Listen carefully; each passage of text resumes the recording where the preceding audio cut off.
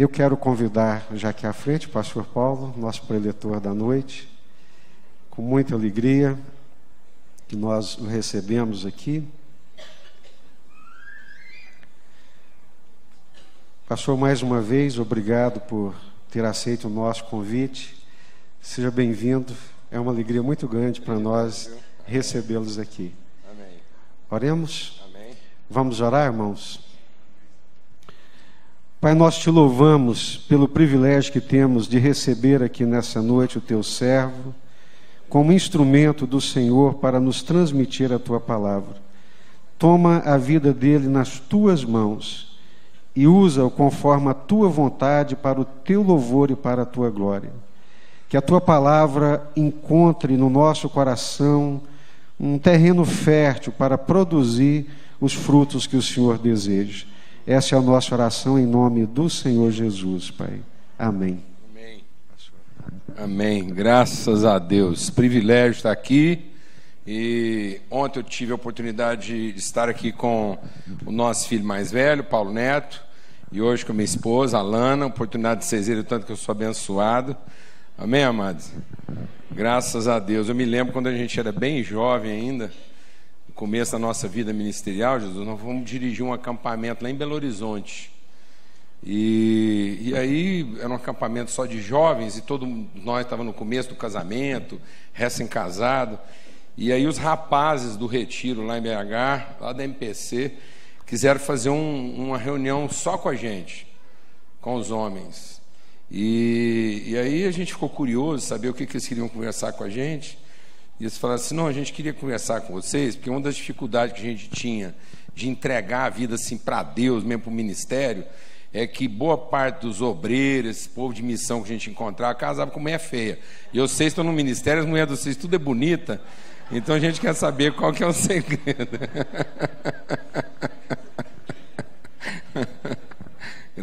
Silvio, né, bem? Para trazer muita gente para o ministério, né? Graças a Deus. Ah, Deus, bênção. Folclore, né? Da nossa vida cristã aí. Amém. Privilégio estar aqui com alguns irmãos, encontrar gente amiga, né? Não sei quantos sabem, mas eu tenho uma história de vida aqui com Anápolis. É sempre bom estar aqui, rever minhas raízes, aquilo que Deus formou. Aliás, é até bom dar esse testemunho para os irmãos entenderem que há uma certa propriedade em estar aqui com vocês, não é sem razão. Sempre que eu venho a Anápolis, eu venho assim, no sentido assim da minha responsabilidade de devolver a essa terra o que Deus fez na nossa vida. Porque foi às margens do rio Corumbá aqui, com 14 para 15 anos de idade, que eu ouvi a voz de Deus claramente, numa madrugada de julho, uma das noites mais frias que eu já passei na minha vida. Eu achei que ia nevar em Anápolis, e acredite você ou não, as torneiras do El Rancho amanheceram com o bico congelado. Isso acontecia lá de vez em quando, e foi ali na beira daquele rio que eu pude ouvir Deus falando comigo e ministrando a palavra que fundamentou efetivamente a nossa relação com Ele. Ontem a gente começou compartilhando, e eu quero só desenhar rapidamente um pouco do que a gente compartilhou ontem, para quem não esteve aqui poder acompanhar. A gente está falando dessa questão de missão, de colocar os olhos, né, na missão e as mãos no arado. E a gente compartilhou então um pouco ontem introduzimos isso à luz lá de Efésios, no capítulo 1, que antes de qualquer coisa nós precisamos entender que a missão é de Deus. Não há uma missão da igreja, há uma missão para a igreja. Então a missão de Deus, ela é compartilhada com a igreja. A igreja é a missão de Deus. Então Deus estabeleceu para si a missão. Deus não tem várias missões, Ele estabeleceu para si uma missão. E qual foi a missão de Deus? A missão de Deus está lá em Gênesis, no capítulo 1. Quando Deus, tendo criado todas as coisas, e terminou de criar, Ele disse: façamos. E quando Ele disse façamos, Ele criou, Ele estabeleceu aquilo que seria o projeto acabado. Deus desenhou de maneira plena e acabada aquilo que Ele se propôs a fazer. E uma vez que ele disse que faria, estabeleceu para si uma missão, ele estabeleceu e desenhou e projetou o que essa missão seria, como ela seria completada. Então ele começou a missão. Então a gente tem esses 3 verbos relativos à pessoa humana, né? O que é a missão de Deus de revelar-se através de um humano ser. Então Deus estabeleceu para si a missão de tornar materializadas, conhecidas, reveladas, transmitidas, comunicadas as suas virtudes. Deus então quer que o seu amor se torne conhecido, materializado, revelado, manifesto. Então, tudo que levou Deus a fazer tudo o que ele fez foi a sua vontade de Pai de tornar o seu amor conhecido. Então Deus não criou todas as coisas a partir de uma crise divina de poder. Deus criou todas as coisas, entenda agora essa palavra no bom sentido, ele começou todas as coisas por uma crise paterna de amor. Então era um pai em crise, em ebulição de amor. Então o amor de Deus ebulia, se movimentava dentro dele, e isso, o Espírito de Deus se moveu no sentido de tornar o seu amor conhecido. Então Deus não criou todas as coisas para ser reconhecido no seu poder, mas para ser conhecido no seu amor. E a forma de Deus ser conhecido no seu amor é a sua forma humano ser. Então, enquanto muita gente, inspirados pelo diabo, estão querendo ser Deus, Deus, o Pai, está querendo ser homem. Amém, mano? Glória a Deus. Então, o propósito de Deus continua sendo se tornar conhecido nessa forma humano ser. Então, Deus não estava criando um ente humano. Deus estava estabelecendo uma forma única, humana de ser. Então, não há, deixa Deus ministrar o seu coração, não há forma alternativa de humano ser a não ser Cristo. Então, quem está fora de Cristo não é um humano ser.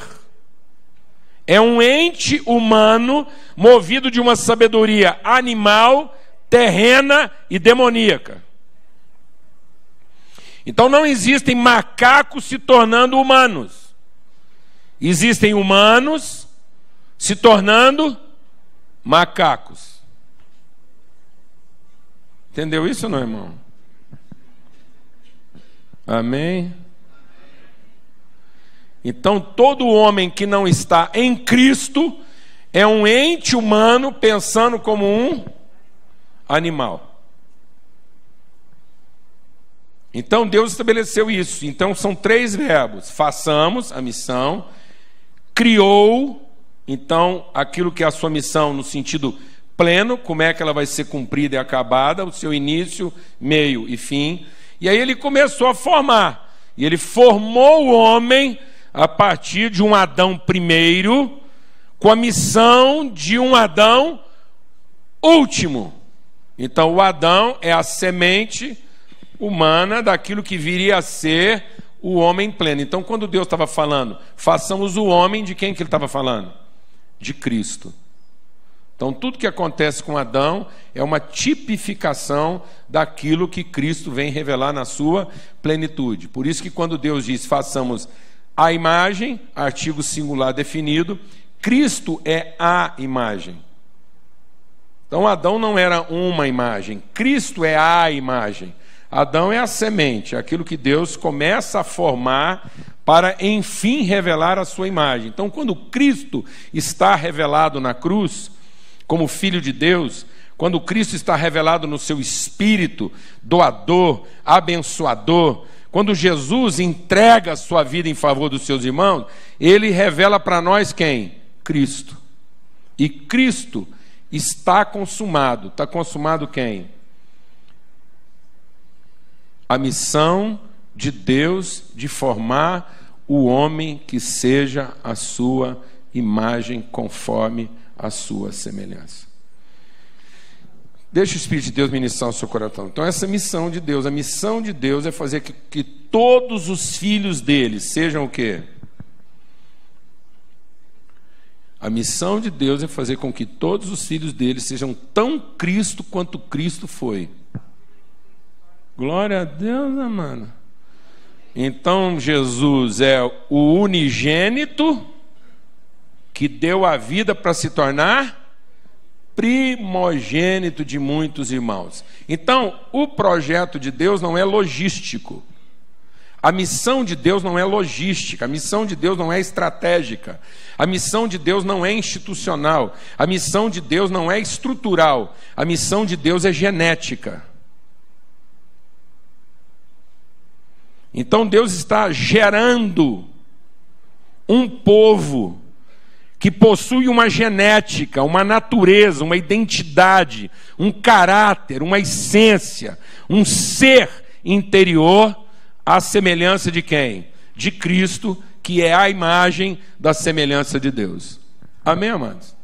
Então nós vimos ontem no texto lá que nós fomos predestinados para sermos filhos por adoção em Cristo Jesus. Ainda tratando isso de maneira mais ampla, para você entender isso melhor. Então, Cristo é o nosso Salvador, porque Ele nos revela a vontade eterna de Deus para nós. Deixa Deus ministrar o seu coração. Cristo não é Salvador de mim. Cristo não é Salvador porque Ele faz a meu favor. Cristo é Salvador para mim. E Ele é meu Salvador pelo que Ele faz de mim, e não pelo que Ele faz a meu favor. Amém, amados? Então Jesus não está aqui para ficar salvando você das encrencas que você arruma e resolvendo seus problemas. Então, Jesus é meu Salvador, Ele vai me salvar dessa mulher ruim que eu tenho, desse marido desatento que eu tenho, desse filho problemático que eu tenho. Não, amados. Jesus não vai te dar aquilo que você sonhou, aquilo que você pensa, o que você imagina. Jesus vai fazer você ser para essas pessoas o que elas precisam que você seja. Glória a Deus, amado. Aleluia. Então Ele não vai te dar a mulher que você quer, Ele vai fazer que você seja o marido que ela precisa. Glória a Deus. Aleluia. Amém, irmão? Então é isso. É o que Ele faz de nós. Então Ele é nosso Salvador, porque eu olho para Ele, e Ele é o quê? O caminho para o Pai. Ele é nosso Salvador, porque Ele mostra o que todo filho de Deus pode ser. E para garantir isso, Ele entregou para nós o seu Espírito. Ele transmitiu para nós a sua identidade. De modo que Ele não é meu Salvador porque Ele está com. Ele é nosso Salvador porque Ele está em. É uma genética, é uma condição de ser. De modo que o destino de todo filho de Deus qual é? A cruz. Entendeu, irmão? Ou não? O destino de todo filho de Deus não é ser poupado todo dia, é ser crucificado todo dia. Porque Deus só tem filho chamado Cristo. Então, quem é o nosso Salvador? O nosso Salvador é Jesus, o Cristo. Porque esse é o nome que foi dado a Jesus, pelo qual todos nós devemos ser salvos. Então, Jesus, quando se revela o Cristo, ele é nosso Salvador. Porque Jesus só é nosso Salvador porque Ele não quis salvar Ele mesmo, mas Ele se submeteu à vontade do Pai dele de ser o Cristo em favor dos seus irmãos. Então o próprio Jesus foi salvo na medida em que ele se submeteu à vontade do Pai de ser Cristo. Então o ser Cristo foi Senhor de Jesus. E agora Cristo é nosso Salvador porque é nosso Senhor. Porque Cristo, a natureza de Cristo, o ser Cristo, o Espírito de Cristo, foi o Senhor de Jesus. Jesus, o Cristo. E no mesmo nome nós somos salvos. Glória a Deus, amado. É nesse nome, o nome que Deus deu ao seu Filho, é o nome que Ele dá a nós. Então agora todos nós recebemos esse nome, o nome pelo qual nós devemos ser salvos. Então essa é a missão de Deus. Então quando Deus manda alguém para o campo, manda alguém para algum lugar, é para que ele seja o que naquele lugar? Cristo em favor dos seus irmãos. Amém? Glória a Deus. Então Ele não está mandando a gente numa tarefa, num serviço. Por isso a palavra de Deus, e nós vamos ler o texto agora, a palavra de Deus diz o quê? O homem, enquanto é imaturo, em nada é diferente do quê? Do escravo. Por isso que ontem a gente falou exaustivamente sobre isso. Que nós não vamos entender a missão enquanto a gente entender apenas o serviço, achar que Deus colocou a gente nessa missão pelo serviço, que Deus é Deus, começou um negócio que atrapalhou, Deus começou um negócio que Ele não deu conta de administrar, o negócio bagunçou no meio do caminho, agora Ele veio chamar nós para ver se consegue consertar o que Ele mesmo não deu conta. Fala a verdade, se tem hora que a gente não pensa assim. Fala a verdade, amado. Ué, se Deus não deu conta de tomar conta de 2, Deus tinha só 2 para tomar conta. Quantas pessoas Deus tinha para tomar conta quando tudo atrapalhou? Qual era o tamanho da igreja de Deus, Jesus? Só 2 membros, culto todo dia, o pregador era ele. Do que ele pode reclamar? Está vendo? Então Deus está permitindo isso para a gente entender que não era o serviço. Porque pelo serviço Deus tinha a obrigação de ter dado conta daquilo lá atrás. Então se Deus permitiu essa trapalheira toda, é para quê? É para gerar em nós uma consciência de responsabilidade uns para com os outros. Glória a Deus, amado. Então, como é que a gente entende missão, que nós compartilhamos ontem? A missão só é entendida quando eu entendo a missão no seu caráter, na sua responsabilidade. Qual é a missão? Formar pessoas maduras e responsáveis, pessoas inteiras. Por que a gente pega no arado e não olha para trás? Porque nós estamos pensando como irmão, como pai, e não como empregados. Nós não estamos pensando comercialmente, nós estamos pensando como família.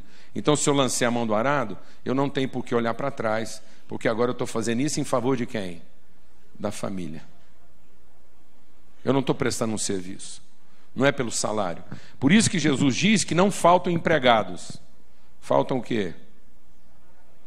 Não faltam empregados, faltam o quê? Trabalhadores. O que faz você acordar todo dia de manhã e ir lá para a sua empresa? O salário ou a sua missão?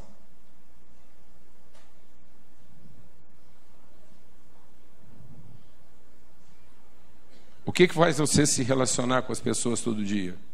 O salário ou a missão de Deus de tornar você uma pessoa responsável por elas? O que faz você ir lá para a sua empresa?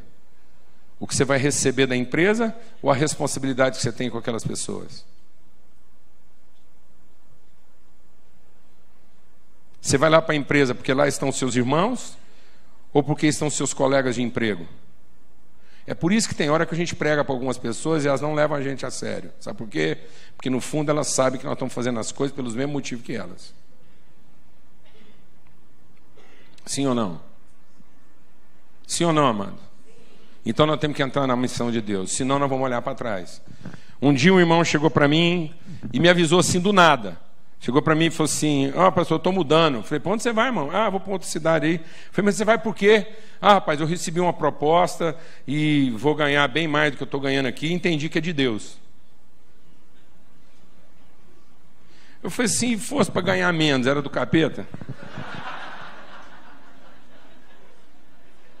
E se fosse para passar dificuldade? Era do diabo? Quer dizer que para ganhar mais é de Deus. Está vendo, amados? Então o diabo tem ensinado a gente o quê? A pensar como meninos. E com isso a nossa vocação se torna relativa. Porque o nosso compromisso acaba sendo pautado pelo tipo de reconhecimento ou de ajuda ou de apoio que a gente tem. Então deixa o Espírito de Deus ministrar o nosso coração aqui, Efésios capítulo 3, verso 14. Por essa causa me ponho de joelhos diante do Pai. Me ponho de joelhos diante de quem? Quem falou isso para a gente uma vez? Cristo falou para a gente, quando você for conversar, conversa com o seu Pai, que sabe do que você precisa. E você não tem que ficar explicando para Ele o que você precisa. Mas quando você chegar diante do seu Pai, o que você vai pedir para Ele? Venha o teu e faça-se a tua vontade. E o problema, amados, é que muitas vezes nós estamos nos colocando diante de Deus e não diante do Pai. E a gente vai conversar com Deus, a gente fica falando o que a gente precisa. E não buscando a sua vontade. Ele falou, então, coloque-se diante do Pai, de quem toma o nome toda família. A família que tem o nome de Cristo. Toda família, todo homem e mulher que tem nome de Cristo é família de quem? Família de Deus.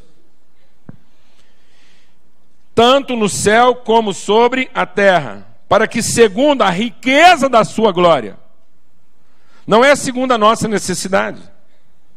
O nosso problema é que a gente ainda conversa com Deus como quem precisa do seu poder e não como quem precisa da revelação da sua vontade. Então, para que eu possa cumprir a missão e não olhar para trás, eu preciso buscar a vontade e não o poder. Então, a vontade de Deus é que a glória dele, a plenitude da sua glória seja revelada através de nós. E ele diz então, para que segundo as riquezas da sua glória, vos conceda que vocês sejam fortalecidos com poder mediante o seu espírito no homem interior. Então qual é a vontade de Deus? Que todo homem e mulher, filho dele, todo filho e filha de Deus, seja pleno, completo, fortalecido. Vê aonde isso vai. E ele diz assim, habite Cristo em vosso coração. Não é Cristo conosco, não é pedir a ajuda de Jesus, não é pensar que Jesus vem para nos ajudar. Jesus não vem para nos ajudar, Jesus vem para nos formar. É o Espírito em nós, fazendo com que nós sejamos pessoas completas em toda e qualquer situação. Quem sabe o que nós podemos suportar, amados? Quem pode resolver o nosso problema? Quem sabe qual é a nossa necessidade antes mesmo que a gente tenha aberto a boca? Então, ele diz, para que pela fé vocês estejam arraigados e alicerçados em amor, a fim de poderes compreender com todos os santos qual a largura, o comprimento, a altura e a profundidade, e conhecer o amor de Cristo, que excede todo entendimento, para que vocês sejam tomados de toda plenitude de Deus. Ora, aquele que é poderoso para fazer infinitamente mais do que tudo quanto pedimos ou pensamos, conforme o seu poder que opera em, conosco, através, a ele seja a glória na igreja, em Cristo Jesus, por todas as gerações, para todos sempre. Amém? Aquele que é poderoso para operar muito mais além daquilo que a gente está perdendo tempo em pedir ou pensar. Amados, nós como igreja estamos gastando tempo demais explicando para Deus o que Ele já sabe. Nós estamos aqui explicando para Deus qual é a nossa vontade, pedindo para Ele o seu poder. Sendo que nós precisamos entender qual é a sua vontade para compreender melhor o poder que Ele já nos deu. Deus já nos abençoou. E Deus já nos abençoou para uma missão. Isso é tão forte na nossa vida que a gente não percebe. A gente não percebe. Por isso que a palavra de Deus diz, enquanto a gente não amadurecer, a gente age como um menino. Então a gente tem um certo pudor, um certo recato de gente que não está amadurecida no seu entendimento de que é que nós representamos. Deixa o Espírito de Deus ministrar o seu coração. A obra de Deus não é feita de acordo com o poder. A obra de Deus é feita de acordo com a autoridade que nós representamos. Quando Jesus veio ao mundo, Ele não veio em poder. Ele veio em autoridade. Lá em Hebreus diz que Jesus tinha menos poder do que os anjos. Deixa eu explicar isso melhor. Lá na hierarquia celestial tem querubim e serafim. Eu não sei direito quem é que manda em quem. Mas depois dos querubim e serafim tem os arcanjos. Depois dos arcanjos tem os anjos. Querubim e serafim é mais ou menos o gerente de departamento. Os arcanjos são mais ou menos chefes de setor. E os anjos são chão de fábrica. A Bíblia diz que Jesus veio ao mundo com menos poder do que o chão de fábrica. Isso quer dizer que quando Jesus expulsava um demônio, por mais ralé, por mais reba, por mais vagabundo que fosse esse demônio, Jesus tinha menos poder do que ele. Jesus tinha menos poder do que o menos poderoso dos demônios.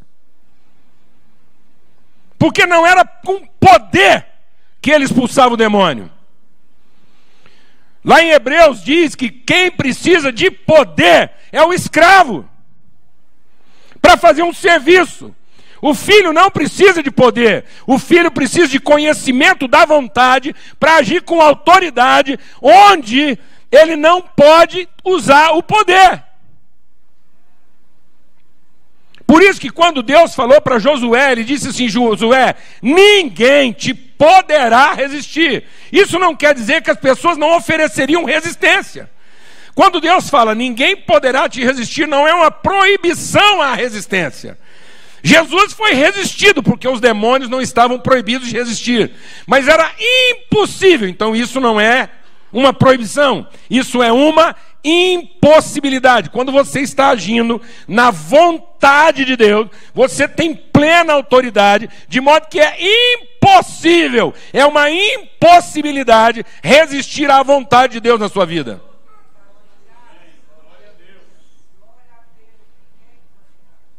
Então não é com poder que nós fazemos a obra, amados, porque isso não é um serviço, é com autoridade, porque isso é um trabalho.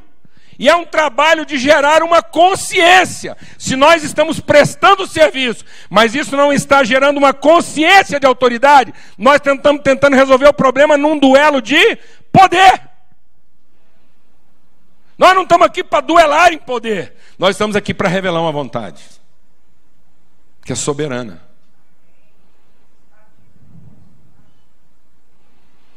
Quando Deus liberou Satanás para atormentar a vida de Jó, Satanás descarregou nele todo o seu, dentro de uma vontade, para Jó entender o quê? Que a vontade de Deus não pode ser frustrada. Amém, irmãos? Quando Paulo foi conversar com Deus porque tinha um espinho na carne, Paulo estava com a crise de quê? Amados, Paulo tinha um espinho na carne, aquilo não combinava com o crente. Ele estava com a crise de quê, Jesus? Poder. Como é que Deus resolveu a crise de poder dele? Tirou o espinho para ele se sentir poderoso? Não. E ele pediu durante muito tempo. Talvez ele pediu 1 ano, 2 anos, 3 anos, porque às vezes você acha que Paulo pediu na segunda, terça e quarta. Eu imagino que Paulo pediu 1 ano, 2 anos, 3 anos. Ele levou muito tempo tentando resolver aquilo com Deus, até que Deus virou para ele e falou o quê? A minha graça te basta. Porque a minha autoridade se revela na sua vida quando você não tem poder. Para que você entenda que ainda que você esteja desprovido de todo o poder, você está investido de toda a autoridade.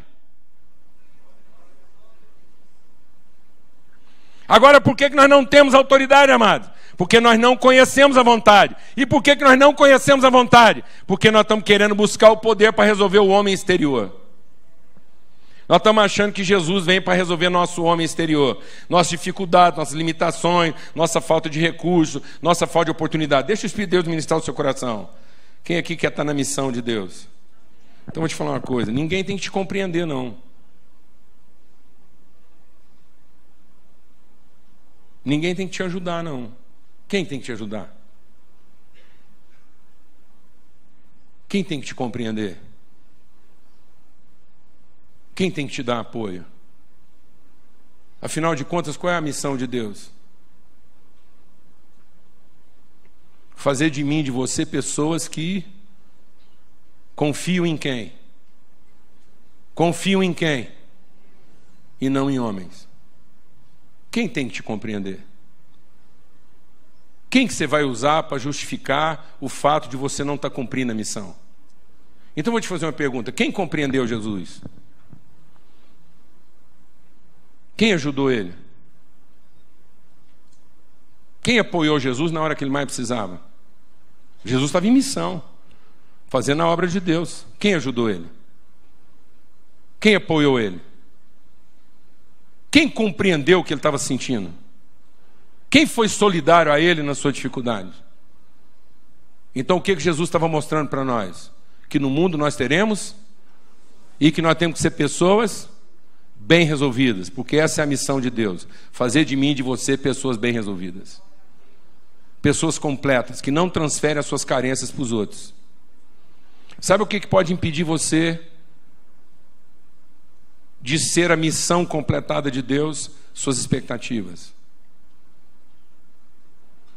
E eu quero te dizer uma coisa aqui essa noite: Deus não trabalha para satisfazer nossas expectativas, Deus trabalha para frustrar cada uma delas. Porque sabe o que desanima a gente? Não é a dificuldade, é a perplexidade. E sabe o que é a perplexidade? É a expectativa frustrada. E sabe o que é a expectativa frustrada? É a nossa presunção a respeito do homem. Que eu sei avaliar pessoas, que eu sei escolher pessoas. E Jesus falou assim: por mais que você escolha as pessoas que você vai trabalhar, eu vou garantir que um deles seja diabo. Então sabe quem põe o diabo no nosso time? Eu vou te falar quem põe o diabo no nosso time, Jesus. É Deus, o Pai, para que nós sejamos pessoas completas. E não fica agora tentando achar o diabo aí não, porque certamente você é o diabo de alguém.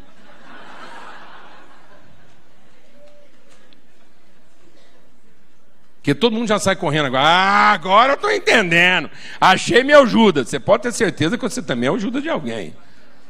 Menos. Porque qual é a maldição humana, amados? Não é confiar nos outros. Sabe qual é a maldição humana? Confiar nas próprias ideias. Deixa Deus ministrar o seu coração. O que afastou Deus do homem não foi um erro, foi um suposto acerto. Ninguém se afasta de Deus porque fez a coisa errada, mas a gente só se afasta de Deus porque começa a achar que do nosso jeito ia dar certo. Amém? E Deus quer nos tornar pessoas o quê? Completas, fortalecidas no nosso homem interior. Por isso ele diz que nós somos arraigados em amor. Sabe o que quer dizer isso? Arraigado em amor quer dizer que eu não sou apoiado em amor. Amor não é minha plataforma.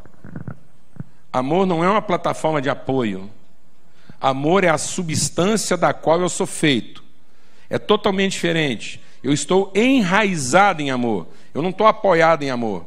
Então isso quer dizer o seguinte: deixa Deus ministrar o seu coração, porque isso vai fazer toda a diferença na nossa vida. Isso quer dizer o seguinte: que eu não tenho esperança no amor, como se eu tivesse apoiado nele. Não, o amor me faz ter esperança.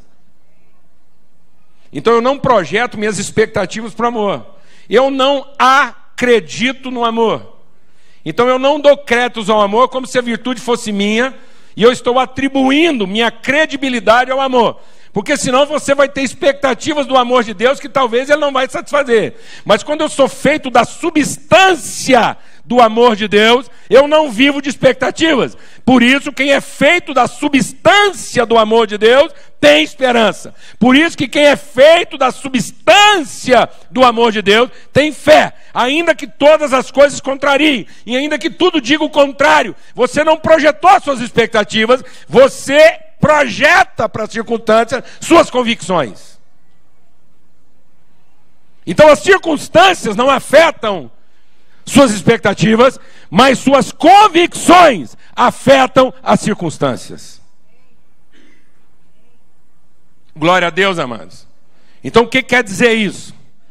Vamos concluir aqui. O que quer dizer isso? Quando a gente é fortalecido no homem interior, ele diz: quando você for fortalecido nesse homem interior, quando você entender que é de amor que você é feito, isso quer dizer o seguinte: que ainda que alguém tente irritar você, não vai dar conta.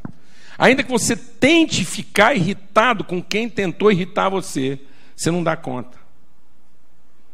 Porque quando alguém tenta provocar uma crise em você, ele não consegue superar a crise que você já está tendo de amar ele. Entendeu o que eu estou falando ou não? Porque você queria ter raiva da pessoa, você queria ficar com a raiva na justa medida da irritação que te provocou. Entendeu? Mas você tem uma crise, porque você é feito de uma substância que não deixa você ter a raiva que você gostaria de ter. Aí você fica nervoso, mas não fica com raiva. Glória a Deus, amado. De modo que igreja é lugar para ficar nervoso, é lugar para ficar tenso, mas não é lugar para ficar com raiva, nem ansioso. Glória a Deus. Então Jesus ficou angustiado, porque o amor te torna uma pessoa angustiada. Mas Jesus, hora nenhuma, ficou o quê? Ansioso. Glória a Deus, amados. Isso quer dizer que quando alguém consegue irritar você, é porque você não ama essa pessoa. Porque o amor não se irrita. Quando você desiste de alguma coisa, não foi alguém que fez você desistir daquilo. É porque você não amava aquilo o suficiente. Quando você desconfia, é porque você não ama. Porque o amor tudo crê. O amor tudo espera. O amor não se irrita. Ele jamais acaba. Então eu não amo apenas. Eu sou feito de amor. Então Deus nos amou e transferiu para nós a condição de amar tanto quanto Deus ama. Então, às vezes a gente vai falar isso para as pessoas falam assim, não, mas esse tipo de coisa aí só Jesus para dar conta. Ah, é? E você é quem, por acaso? Então, se você falar que não está dando conta, é porque você não é Cristo. Você não é corpo de Cristo e Cristo não está em você. Glória a Deus, amado. Aleluia. Então, a missão de Deus qual é? A missão de Deus é nos tornar pessoas completas por dentro. Amém? Isso quer dizer que ainda que o nosso homem exterior se corrompa, ainda que aquilo que é o aparente, aquilo que é a circunstância, aí foi o que Paulo aprendeu. O que Paulo aprendeu? Aprendi a ser uma pessoa completa. Então, qual é a missão de Deus? Fazer você uma pessoa completa onde você estiver. Então, qual é a missão de Deus lá na sua casa? Fazer você ser um homem completo lá na sua casa. Fazer você ser uma mulher completa lá na sua casa. Para você não usar as dificuldades dos outros para justificar a sua falta de compromisso. Glória a Deus, amado. Aleluia. Porque a missão de Deus é fazer você alguém que não transfere as suas carências para os outros. Você não justifica o seu compromisso a partir das suas carências, mas você justifica o seu compromisso a partir das suas convicções, de modo que é sempre o que você tem para entregar e nunca o que você gostaria de receber. Essa é a missão de Deus. A missão de Deus é nos tornar maduros, completos. Pessoas que deixam de operar pelo serviço, porque enquanto nós somos imaturos, em nada nós somos diferentes do escravo. E o que é o escravo? O escravo é aquele que trabalha pelo salário. Então por que o mundo está sofrendo? Porque tem empregados demais e trabalhadores de menos. Porque até dentro da igreja, todo mundo que trabalha ainda está trabalhando na expectativa do reconhecimento, da ajuda, da compreensão e do apoio que vai receber. Então nós não temos doadores plenos. Nós temos bons negociantes, mas péssimos doadores. Porque o que irrita você não é o que a pessoa fez de errado com você. Ninguém fica magoado com o que o outro fez de errado. A gente só fica magoado pela frustração do que nós fizemos de certo e não foi correspondido pelo outro. Amém, amado? Então você não está magoado com o erro do outro, você está magoado com a frustração do seu certo. Então, se eu fosse um doador, eu não estaria desanimado. Glória a Deus. Porque nesse mundo eu teria aflição, mas Cristo venceu o mundo. É esse homem interior. Então nós somos isso. Glória a Deus. Vem cá, Jesus. Hoje eu vou poder usar esse exemplo aqui com muita propriedade. Porque hoje Jesus está aqui. Então presta atenção, qual é o propósito de Deus? O propósito de Deus é a nossa maturidade, que a gente deixe de ser menino. Então a missão de Deus é ter filhos adultos. Por isso Deus fala assim, lá no Salmo, um salmo que é muito missionário: pede-me e eu te darei as nações por herança. Quem lembra desse versículo? Esse versículo é falado em quase tudo quanto é conferência missionária. Nesses 18 anos, certamente, uma das vezes, esse aí foi o tema. Já não foi? Agora, alguém lembra o versículo anterior, não? Aí, meu irmão, tu és o meu filho, eu hoje te gerei. Então missão é coisa para quem? Para filho. Porque a herança não é pagamento pelo serviço. Glória a Deus, amado. Glória a Deus, amado. Herança não é salário. Então eu não vou lá conquistar uma terra que Deus vai me dar como salário pelo meu serviço. Eu vou lá plantar naquela terra uma semente que vai gerar um povo da mesma genética. Então é a partir do que eu dou e não a partir do que eu negocio. Aleluia, amados. Então nós estamos mandando pessoas para instalar lá uma genética, transmitir um espírito. O espírito de quem? De Cristo. Então presta atenção, a obra de Deus é nos tornar maduros. Mas a gente fica com a mente embotada, a gente fica lendo o evangelho como meninos. Então o que diz lá? A fé é a certeza das coisas que não se veem. Sem fé é impossível agradar a Deus, porque aquele que se aproxima de Deus é necessário que creia quem Deus é e que Ele é abençoador dos que o buscam. Olha como é que os meninos leem esse versículo. Faz uma cara de quem não está gostando. Eu sei que para você é difícil, para você é difícil. Mas faz uma cara assim, mais ou menos, de quem não está gostando do culto. Não gostou muito do hino, não gostou da oferta, você achou que está pouco. Nós fizemos o nosso melhor culto e você não converteu ainda, porque na verdade a gente faz culto para converter Deus, amém, amado? Jesus está lá, não está gostando, vamos ver o que nós vamos cantar daqui para lá, a hora que somar essas ofertas aí, vê se ele gosta dessa reunião. Porque é desse jeito, amado, a gente começa uma reunião sem Deus estar presente. Mas se a gente cantar o que ele gosta, orar o que ele quer e eu dar o dinheiro que ele precisa, ele vem. Tanto é que a gente diz, agora vem e toma seu lugar. Olha que coisa. Como é que nós começamos uma reunião sem Deus? Quem estava nessa reunião? O capeta, porque se Deus não estava...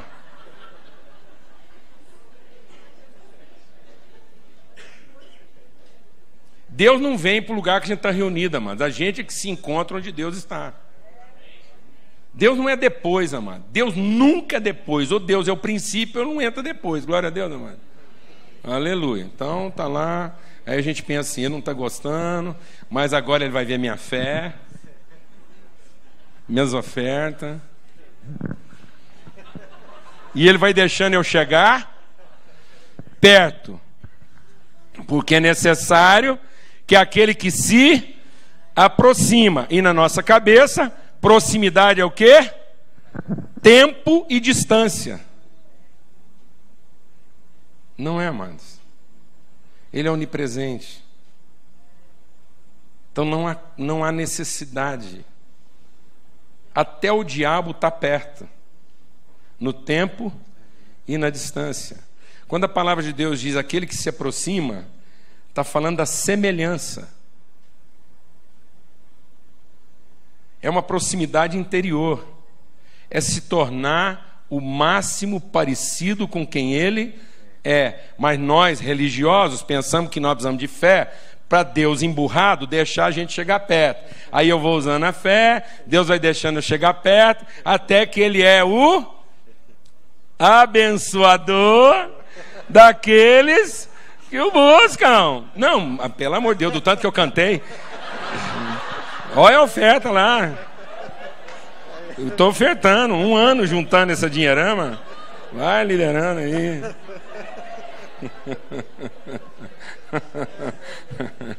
É por isso que esse país tem essa desgraça. Porque se Deus aceita propina, quem sobrou pro resto? Não é? Não, amados. Seguinte, esse aproximar é uma consciência de filho. Sem fé é impossível você parecer com Deus. Porque a primeira coisa que você precisa saber a respeito de Deus é que Ele é abençoador daqueles que o buscam. Se Ele é abençoador, a primeira coisa que Deus fez com a sua vida foi abençoar você, para tornar você um abençoador, para que você não viesse à presença dEle para ser abençoado, mas para que você viesse à presença dEle aprender como ser um abençoador como Ele. De modo que a fé nos torna alguém parecido com Ele. De modo que nós somos abençoadores de todos aqueles que nos buscam. Então eu não venho a Deus para Ele me abençoar com a mulher que eu quero. Eu venho a Deus para parecer com Ele. E agora eu estou na missão de ser o marido que ela precisa. Glória a Deus. Cumprimos a missão. Glória a Deus, amado. E aí quando eu digo que a fé é a certeza das coisas que não se veem, obrigado, Jesus. O senhor pode ficar aqui, pode sentar, você pode fazer o que o senhor quiser, tá bom? Então, concluindo, por isso que ele diz que as coisas que nós não vimos. E aí geralmente eu penso, a fé é a certeza das coisas que não se veem. E aí eu penso, a fé vai me dar o carro que eu não tenho, vai me dar a casa que eu não tenho, vai me dar o casamento que eu não tenho, vai me dar o dinheiro que eu não tenho. Não, isso aí não é a certeza das coisas que você ainda não viu. Isso aí é tudo que você já viu, mas que não era seu. Que esse carro que você está falando, essa casa, essa mulherzinha que você está pensando, esse maridão aí, isso tudo que você está aí falando com Deus, você já viu, só que não era seu. Quando a palavra de Deus está falando a certeza das coisas que ainda não se veem, você não imagina o que você tem para oferecer para as pessoas, até que você começa a viver pela fé. Você não tem ideia do que Deus já depositou na sua vida e que você pode oferecer, a não ser que você esteja em situações de muita dificuldade em favor de alguém. Você nunca vai saber tudo que Deus depositou na sua vida, até o dia que você enfrentar todos os seus medos em favor de uma pessoa que você diz que ama. Porque enquanto há medo no nosso coração, o amor não se aperfeiçoa. Enquanto você tiver coisas para defender e se agarrar, e ficar pedindo que Jesus te ajude a proteger essas coisas, você nunca vai saber tudo que Deus já te deu em favor dos outros. Enquanto você quiser que Jesus seja um salvador de você, Ele não será um salvador para você. Porque você vai ser um menino, pensando como menino, agindo como menino. E tudo que você vai falar com Deus é dar, dar, dar, dar. Você não vai pedir formas para Deus de oferecer o que você tem para oferecer. Por isso que fé não é para receber. Fé é para ter coragem de sacrificar o que já recebeu. Fé é para que você veja a respeito da sua vida coisas que você nunca imaginou que seria capaz de ver. Fé não é para você ter uma mulher que te agrada em tudo. Fé é para você não desistir dela o dia que ela não te agrada. Fé não é para você ter a igreja que você sonha. Fé é para você ajudar a igreja que você não gosta.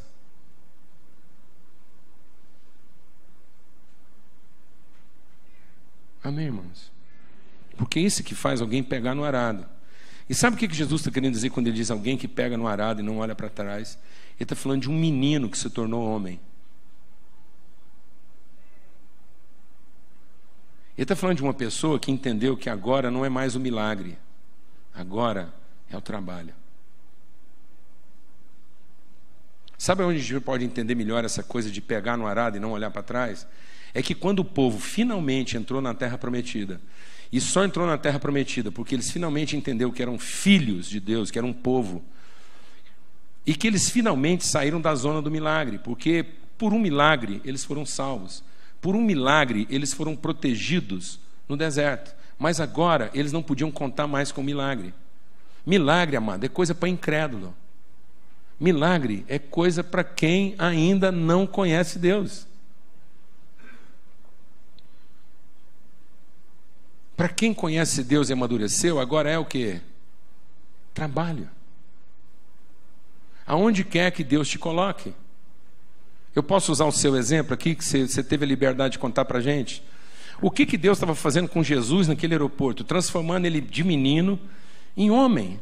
Porque o que é um menino? O menino é aquele que fica emburrado, nervoso e quer agredir todo mundo porque foi desapontado na sua expectativa. Sabe o que é um menino crente?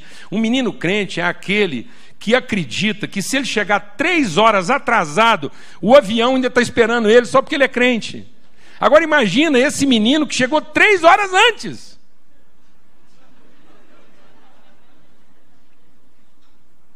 Um crente dos nossos dias, ele acredita que se ele chegar 3 horas atrasado, Deus tem a obrigação de manter o avião lá para ele, só porque ele é crente. E depois ele vai vir para a igreja e falar: gente, vocês não acreditam, eu estava 3 horas atrasado, quando eu fui lá, o avião não estava lá. A gente tem que pensar, esse cara não é crente, ele é um menino.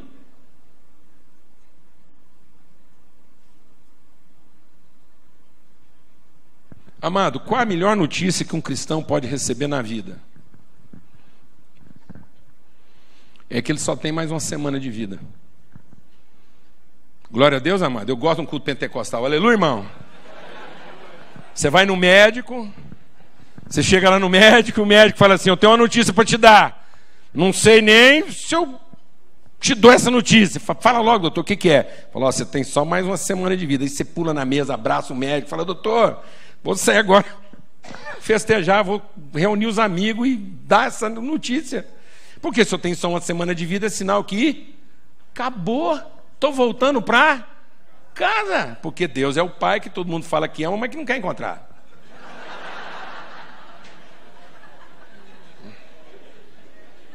Entendeu, irmão? Nós queremos continuar morando nessa república aqui, mas não queremos voltar para casa. Então, tá vendo? Então, o que um crente foi fazer no hospital? O que um crente está fazendo no hospital, mano? O que um filho de Deus foi fazer no hospital? O que a gente faz? Basta um irmão nosso ir para o hospital, o que a gente faz? Faz uma campanha, um jejum, vai para o monte, aumenta as ofertas, canta mais, para ver se Deus finalmente se compadece, se converte e tira ele do hospital. O que um cristão foi fazer no hospital, Jesus? Foi conhecer irmãos que ele não conhecia, que se ele não tivesse ficado doente, ele nunca tinha ido lá conhecer. Então, quando um cristão está no hospital, ele está aqui. Eu não ouvi, ele está aqui. A trabalho. E nós não temos que ter pressa de tirar ele de lá até ele terminar o quê? Trabalho. O que um crente foi fazer na cadeia, mano?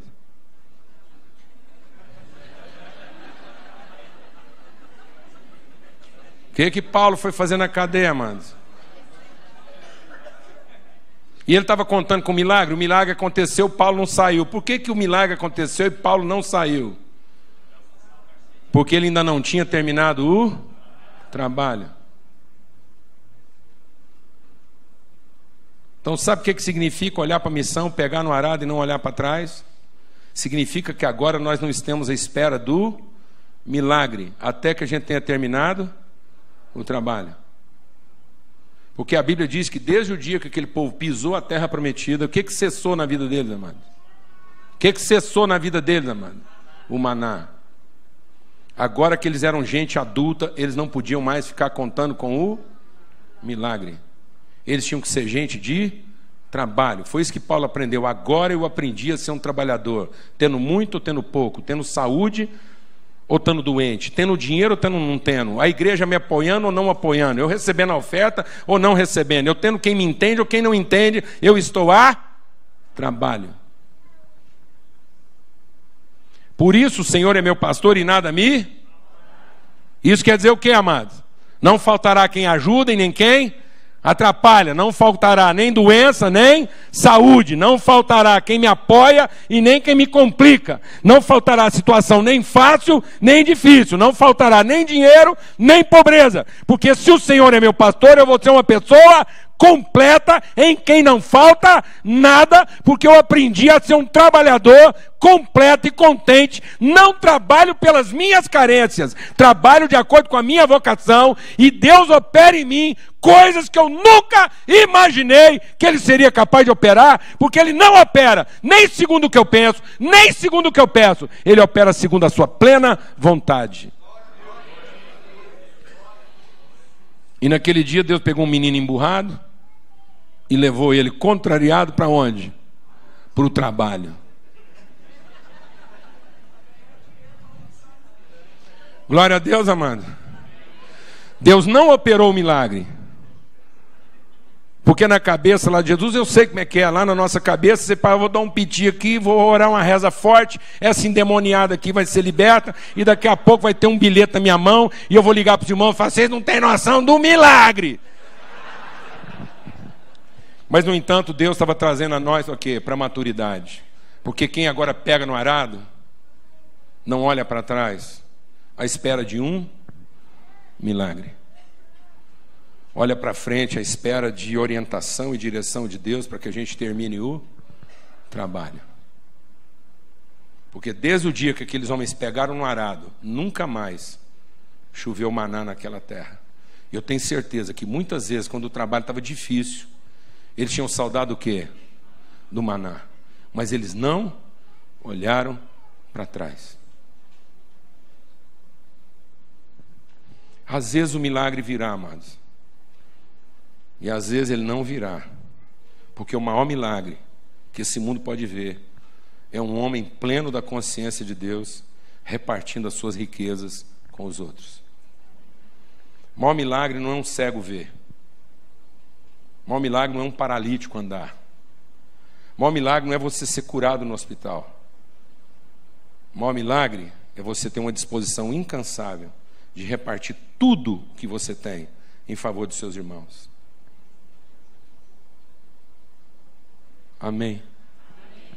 Por isso, se por um determinado momento vocês baixar no hospital, nós vamos orar para Deus te dar a revelação, porque você só sai de lá depois que você terminar o trabalho. Então o cristão só sai do hospital depois que ele termina o trabalho. Os incrédulos estão à espera do milagre, mas os filhos de Deus estão à espera de terminar o trabalho, porque nós não olhamos mais para trás. Glória a Deus. Essa é a nossa missão: ser gente completa, liberta das suas carências. Então aqui agora você não vai ter saudade da mulher que você tinha. Glória a Deus, amado. Você não vai ter saudade da mulher que você tinha. Fala bem, você não é mais o mesmo. Não é mais o mesmo. Mãos no arado. Porque agora essa mulherzinha, esse maridinho, essa igrejinha, essa cidadinha, esse paizinho está à espera do nosso trabalho. Essa é a missão de Deus, nos tornar trabalhadores. Gente que não vive mais de salário. Vamos ter uma palavra de oração. Gente que não olha para trás à espera de remuneração. Gente que não olha para trás à espera de favores, de facilidades. Gente que aprendeu a ser contente em toda e qualquer situação. Gente cuja graça de Deus nos basta. A missão de Deus é você e eu. A missão de Deus somos nós. A missão de Deus é nos tornar filhos de um trabalhador. Se alguém podia ter feito tudo o que se dispôs a fazer sem trabalhar, era Deus. E, no entanto, Jesus diz: meu Pai trabalha até hoje. Meu Pai trabalha até hoje. Então, o que Deus está nos ensinando, amado? Que quem ama, trabalha. Não trabalha por salário. Amanhã você vai levantar de manhã e vai sair de casa à procura de trabalho e não de salário. Glória a Deus. Aleluia. Pai, muito obrigado pelo teu amor. Obrigado porque somos os teus filhos. E o teu amor é a substância da qual nós somos feitos. Nós te representamos na terra. O seu amor é em nós. Há tanto trabalho, Senhor. E faltam trabalhadores. Em nome de Cristo Jesus. Nós somos uma família. Nós temos que aprender a conversar melhor uns com os outros. Compartilhar melhor uns com os outros. Nós não somos o seu time. Nós somos o seu povo. Ajuda-nos a ajudar uns aos outros. Cooperar, Senhor. Em nome de Cristo Jesus. Que nós possamos olhar para a missão de ser um povo de gente bem resolvida. Um povo de gente madura, que não age mais como menino. O Senhor quer um povo de filhos e filhas perfeitos, adultos, que não pensam como escravos, mas vivem como filhos. E que trabalham. Que nada nos desanime, que nada nos desvie da disposição de continuar trabalhando, abençoando, servindo, cooperando, em nome de Cristo Jesus, o Senhor, pelo sangue do Cordeiro. Aquele que entende a missão e como uma pessoa adulta coloca a mão no arado, nunca mais age como menino. E é isso que o seu amor faz conosco. Que a gente deixe de pensar como menino, agir como menino, pensar como escravo, agir como escravo. Em nome de Cristo Jesus. Fazemos o que fazemos pela família e não para receber algum tipo de recompensa ou reconhecimento. Que o Senhor possa levantar aqui homens e mulheres perfeitos, completos, bem resolvidos, que lançam mão do arado e não olham para trás. Não estão à espera daquilo que os meninos esperam, mas estão, ó Deus, com os olhos colocados naquilo que os homens almejam. E o que os homens almejam, que a família seja abençoada. Em nome de Cristo Jesus. Amém. Amém, amados. Privilégio estar com vocês. Alegria. Em nome de Jesus. E a nossa oração é que essa igreja continue a ser um povo formado de trabalhadores. A bênção do Senhor, as virtudes do Senhor, as revelações, a iluminação do Espírito Santo de Deus, seja sobre a vida de vocês, seja sobre cada filho e filha do Senhor aqui. Que todo o espírito de ânimo, disposição, que o Senhor resplandeça sobre cada um aqui o seu rosto e te dê paz. Que a paz de Cristo Jesus, Senhor, seja sobre o seu coração. Que essa paz guarde o seu coração do mal, da confusão. E que você receba da parte de Deus nessa noite óleo de alegria, porque a alegria do Senhor é a nossa força. Amém. Que você possa viver contente, completo, em plena comunhão com o Senhor pelo seu Espírito. No nome de Jesus. Amém.